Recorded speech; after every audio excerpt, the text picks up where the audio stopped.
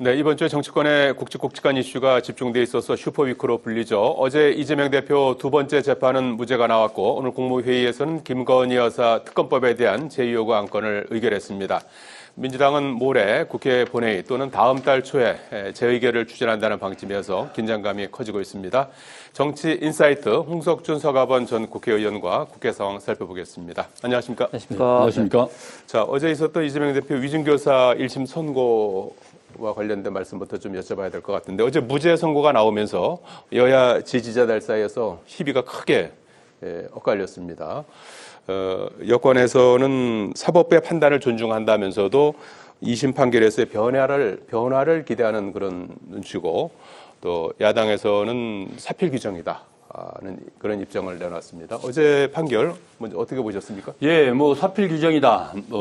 그렇게 얘기했는데 그 말이 100% 맞죠. 그리고 국민들도 대체로 국민들도 그렇게 생각하고 있는 것 같습니다. 정말 지금 정권이 들어서 이제 2년이 넘어간 절반이 넘어갔는데 반환점을 돌아섰죠. 반환점을 넘어갔는데 여전히 국정은 내팽개치고 야당 죽이기, 야당 대표 죽이기에 나서서 우리 국민들이 지금 걱정하고 있는 거 아니겠습니까? 그나마 사법부의 이번 위증교사죄 무죄 판결로 인해서 국민들이 그래도 국민들이 믿고 맡길 곳은 여전히 사법부밖에 없다라고 생각하고 있는데 그런 측면에서 이번 판결들은 참 다양한 일이다. 또 사법부가 정의를 세우는데 여전히 자기 역할을 다 할 수 있다라는 그런 기대감을 갖게 해준 그런 판결이었다 생각합니다. 홍 의원님 어떻게 보셨습니까?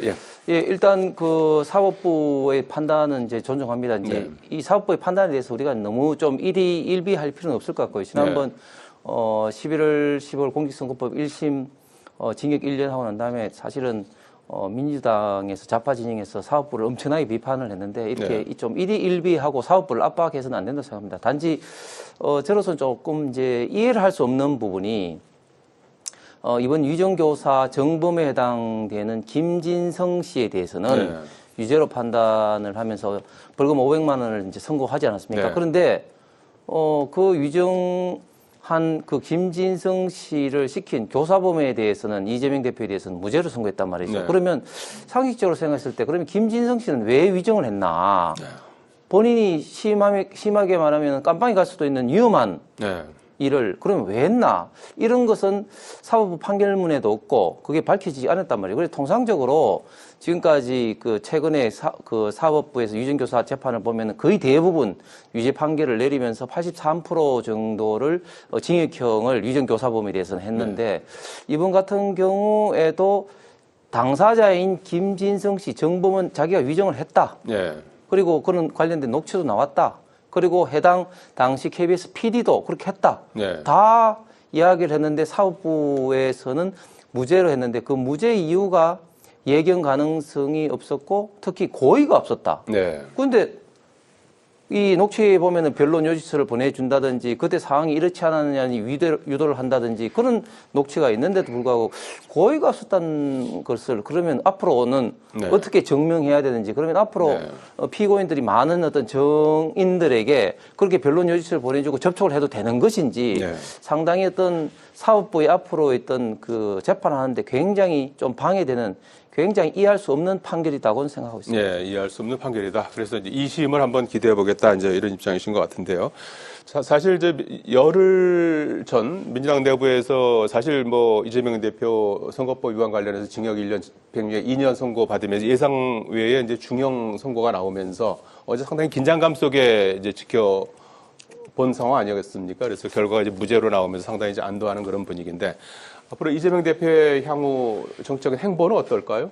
행보야 뭐 그간에 바뀔 게 없겠죠. 야당 대표로서 또 우리 민주당의 대표로서뿐만 아니고 야당 대표로서 국정의 동반자 아니겠습니까?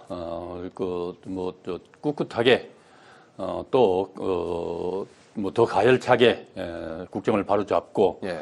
또 한편으로 국정의 한 축을 맡아서 민생뿐만 아니고 외교 안보까지 다 이루는 국정 전반에 걸쳐서 이 정부가 하지 못하는 일들을 바로잡고 가는데 좀 탄력을 받고 있고 그 탄력을 받는 근거가 국민적 신뢰를 확보했다는 거 아니겠습니까?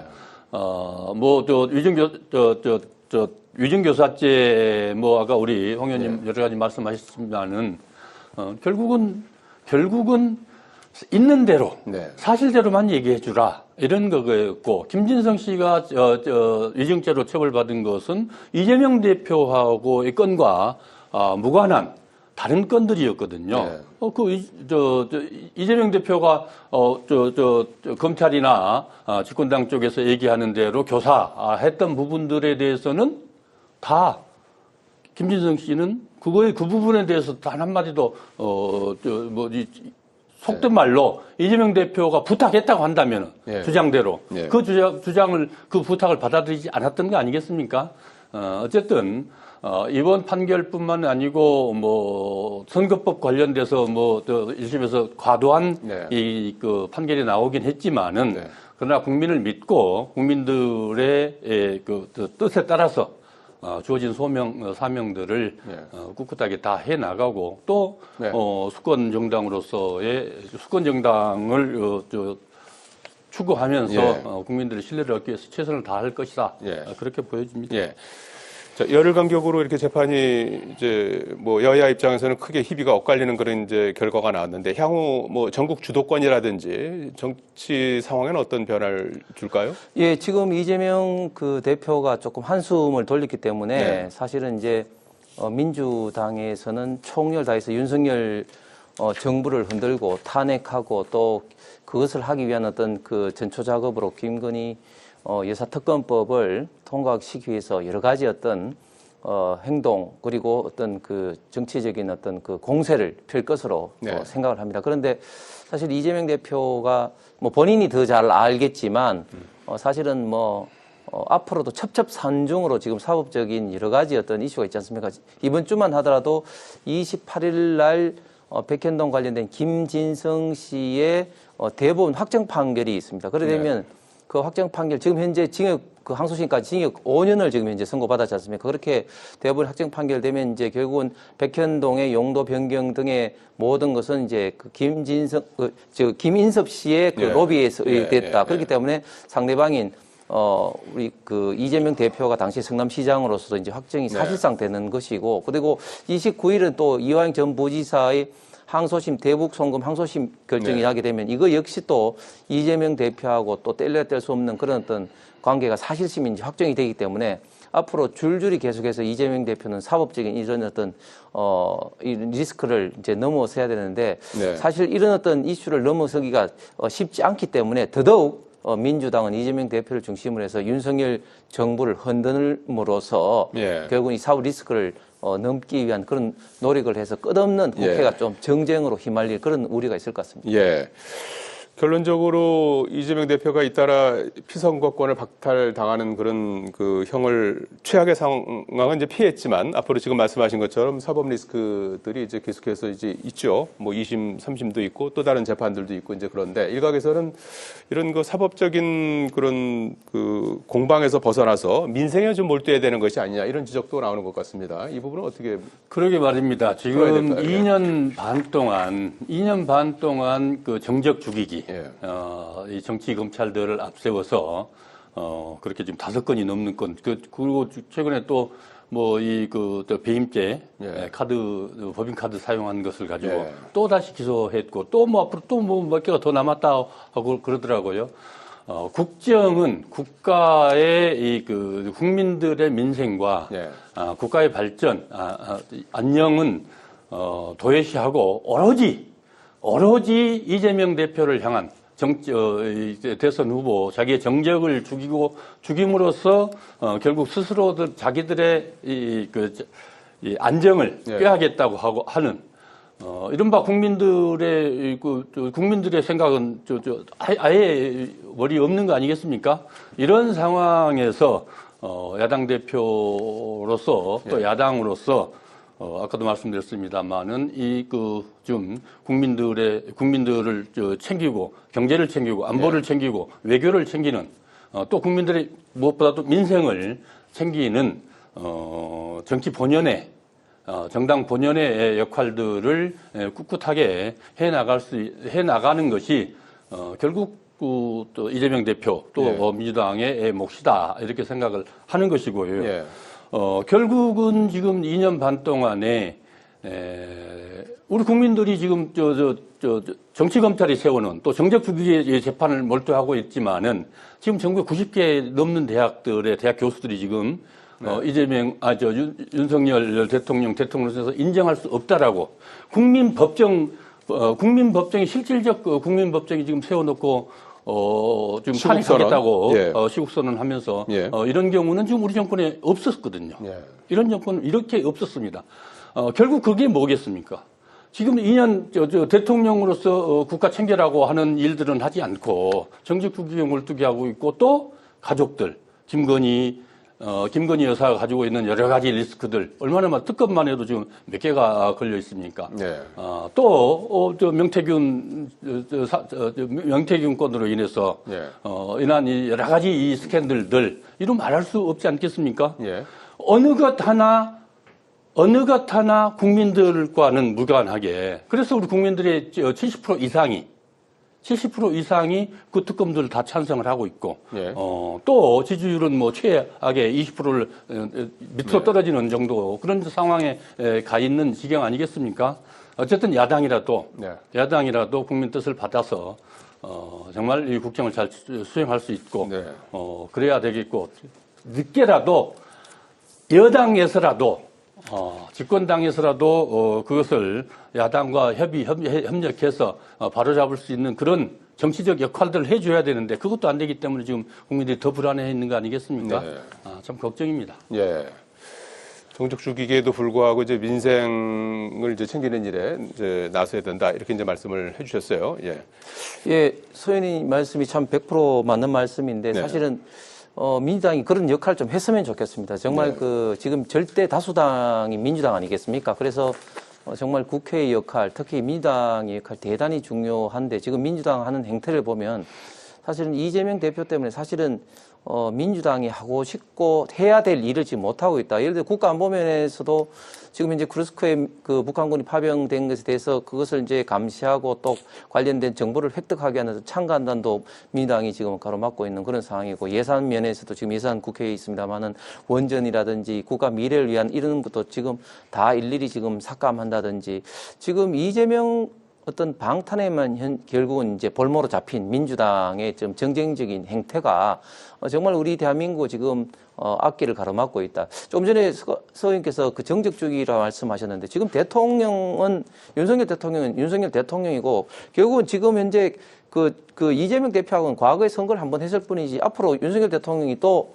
선거에 나가는 것도 아닌데 이게 어떻게 정적이라고 할 수 있겠습니까? 지금 이제 많은 재판들은 이재명 대표가 이낙연 당시 그 후보와 경선할 때 내부에서 고발된 것들이 대부분이고 지금 사법 어떤 시스템에서 가는 것이지 이게 윤석열 정부의 어떤 검찰에서 움직이는 거는 극히 지금 현재 드문 일이다. 그래서 사법부의 지금 판단을 그대로 좀 존중할 건 존중하면서 민주당은 국회에서 본인의 일을 하면 되는데 이걸 자꾸 이제 동일시하다 보니까 민주당이 압도적인 제1당으로서 국회에서 해야 될 일을 못하고 오히려 지금 현재 국정을 지금 발목 잡고 있고 이재명 대표의 어떤 방탄에 같이 수렁텅이로 지금 들어가고 있는 것이 우리 지금 현재 대한민국의 저는 가장 큰 어떤 불행이고 22대 국회 가장 큰 불행이라고 좀 생각이 듭니다. 이재명 짧게 한 말씀만 더 드리면요. 반론을 말씀드리면 지금 외교 문제도 말씀드렸고 또 국가안보 문제 말씀하셨는데 이라크 전쟁 관련돼서 지금 트럼프 지금 우리 사찰단 보낸다 그랬지 않습니까? 결국 그거는 국회 동의를 받아야 되는 사안인데 그걸 제쳐두고라도 트럼프 지금 정권의 안보 보좌관으로 임명된 사람이 오히려 그걸 제재하고 나섰어요.